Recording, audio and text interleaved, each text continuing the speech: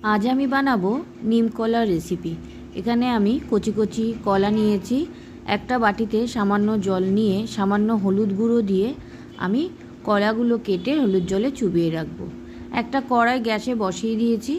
নিম পাতাগুলো ভালোভাবে ধুয়ে নিয়ে আমি শুকনো কড়াইয়ের মধ্যে দিয়ে ভালোভাবে নেড়ে চেড়ে মড়মড়ে করে ভেজে নেব। বসন্তকালে নানা রকম রোগ আমাদের হয়। এই রোগের হাত থেকে মুক্তি পেতে এইভাবে নিম কলা বা নিম বেগুন বা শুধু নিম পাতা ভাজাও খাওয়া যায়।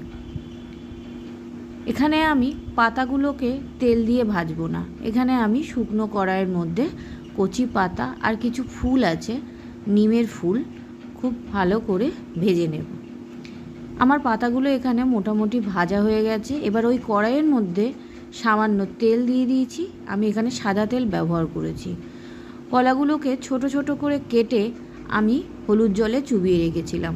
হলুদ জল থেকে তুলে ভালো করে ধুয়ে নিয়ে আমি তেলের মধ্যে দিয়ে দিচ্ছি। এই সময় আমি গ্যাসের ফ্লেমটা আস্তে করে রেখেছি, কারণ কচি কলাগুলো ভালো করে ভাজার জন্য গ্যাসের ফ্লেমটা কমিয়ে রাখতে হবে।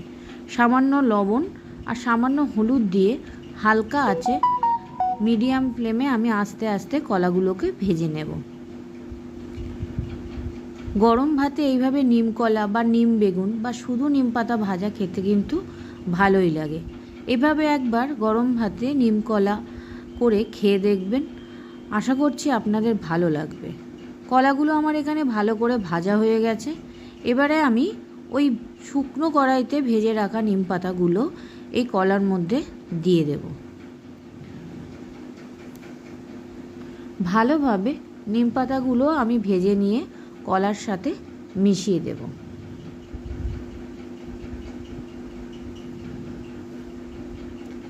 ভালো করে আমি এখানে কলার সাথে নিম পাতাগুলো মিশিয়ে দিয়েছি। এই রেসিপিটা যদি আপনাদের ভালো লাগে আমাকে অবশ্যই লাইক কমেন্ট শেয়ার করবেন। আমার এখানে নিম কলা রেডি হয়ে গেছে, আমি নামিয়ে নিয়েছি।